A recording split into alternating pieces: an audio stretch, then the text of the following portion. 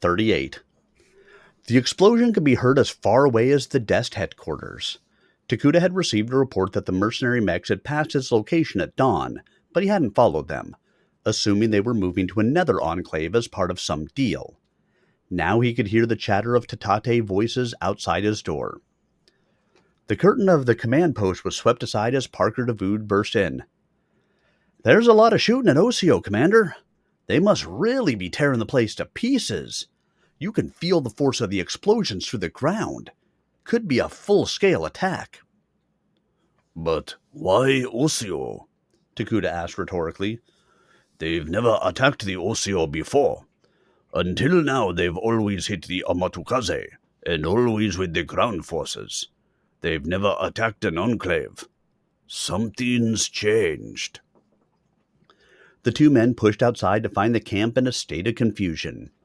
The Tatate were running for the shelter of the deeper woods, the members of the host tribe trying to maintain some kind of control.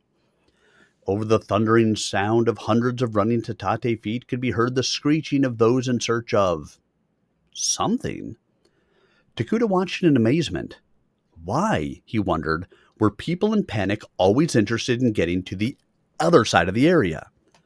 Those who were on the left wanted to seek shelter on the right. Those who were on the right wanted to seek shelter on the left. Front to rear, rear to front.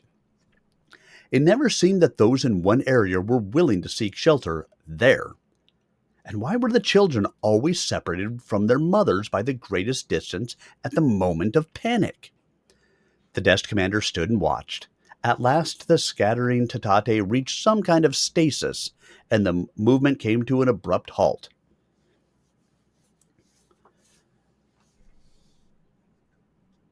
"I have them on the IR scanner, sir," said Ariaki Sane. She gestured to the long-range IR scanner system she'd rigged to a salvaged mech secondary system. She and Mark Jacobs, the inveterate tinkerer and former jumpship engineer, had bashed together the rig. By crossfeeding an anode with the divergent screen sorting matrix, they'd built a crude long-range system that could sense infrared spectrum out to the horizon. They'd set the array on top of a hill behind the Dest position, which put all three enclaves at the limit of its range. It wasn't a portable piece, and it required constant fine-tuning, but it did at least give them early warning capability. Its primary use was against possible attacks by the Lamb.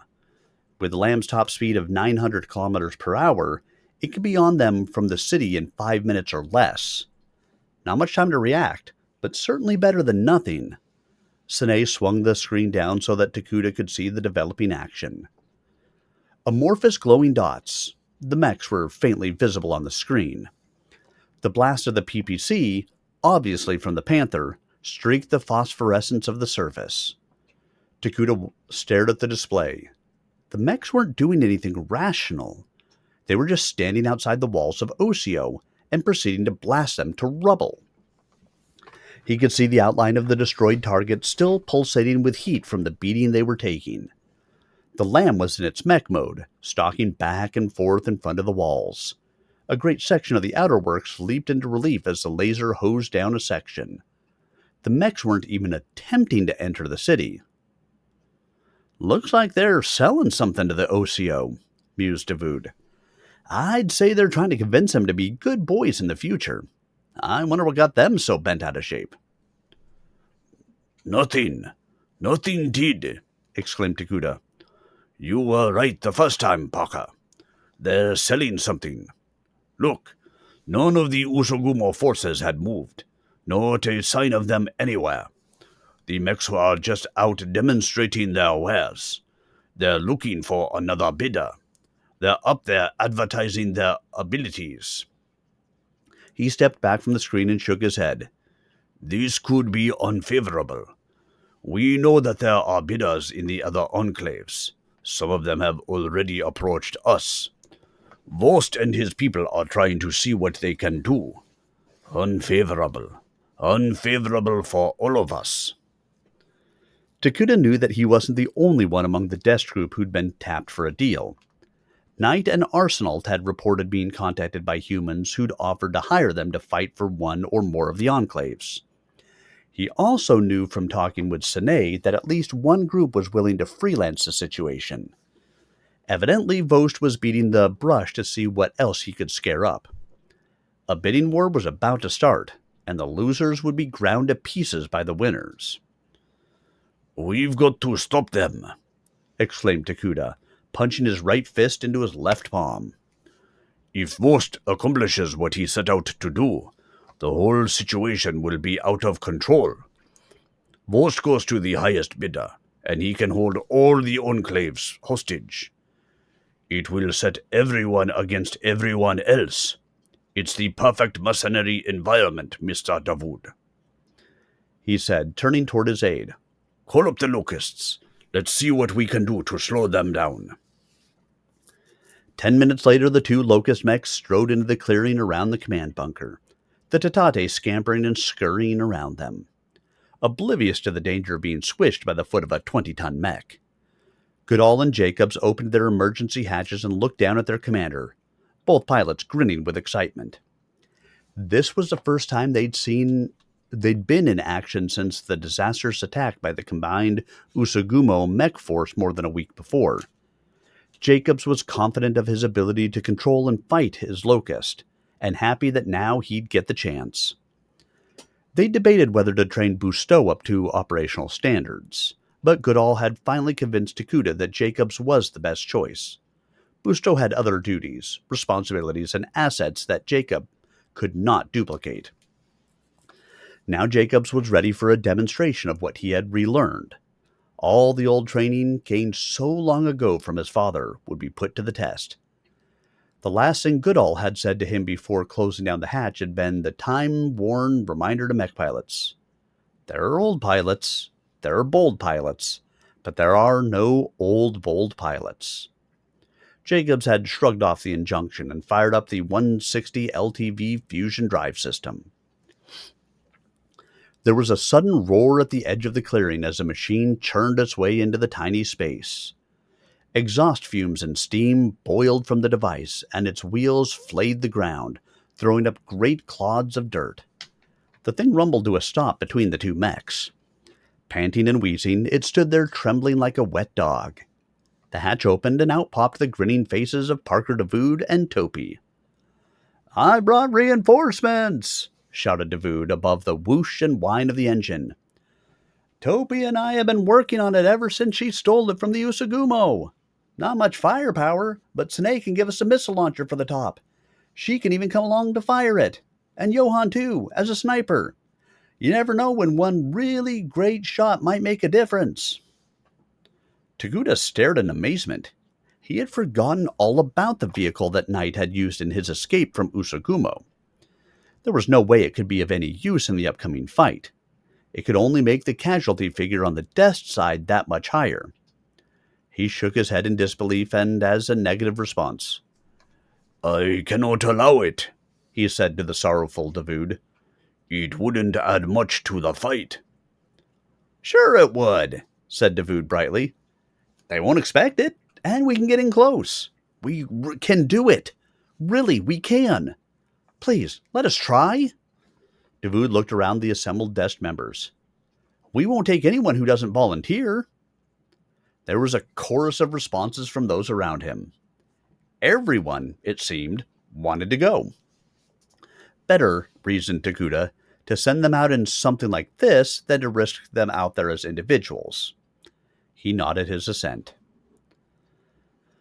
Vost had placed his forces in front of the main gate to the Amatukaze. The demonstration at Osio had gone better than he could have expected. The population had been duly terrified, fleeing like panicked chickens before the advance of the mechs. After the Javelin's volley of short-range missiles and the PPC fire from the Panther, the Lamb had walked into the dry moat, using its laser battery to destroy selected targets with pinpoint accuracy. It had all been both spectacular and appalling to those unfamiliar with the modern firepower wielded by a mech. Rather than continue destroying Osio, Vost moved off to deal with the Amatukaze. There was no use, he knew, in destroying so much that any possible employers wouldn't have any money left over after the task of repairing their city. The religious enclave was next on the list. They had plenty of money and the will to spend it. Once they arrived, the Javelin stepped forward first. As at Osseo, a vacant bastion would be the target of their demonstration.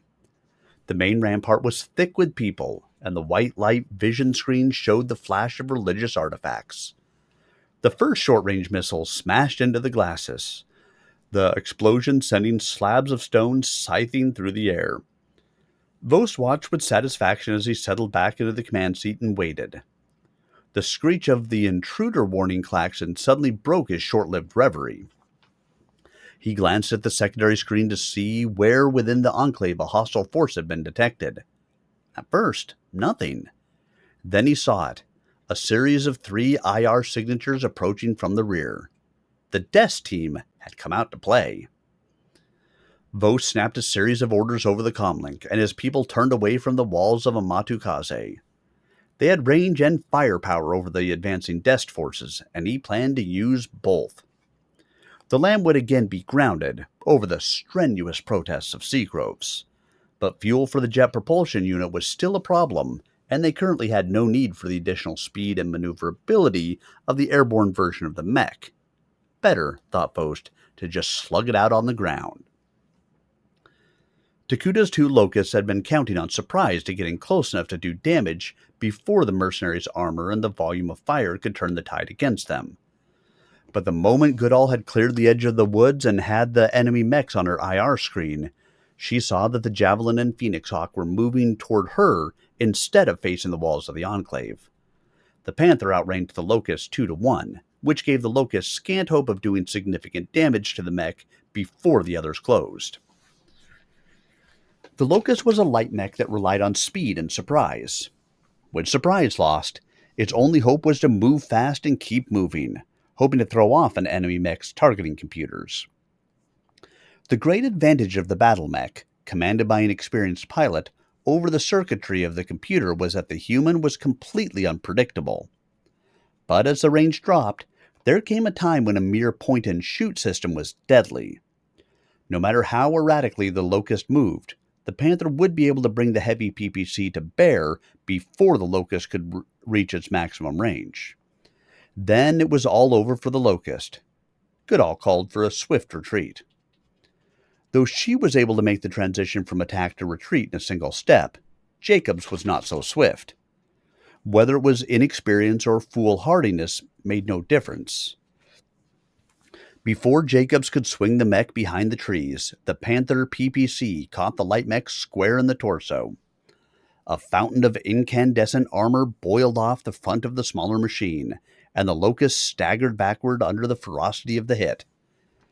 As Jacobs and the Locust toppled to the rear, his career as a pilot would have come to an abrupt end had Parker DeVood not driven the tank against the back of the falling machine's legs.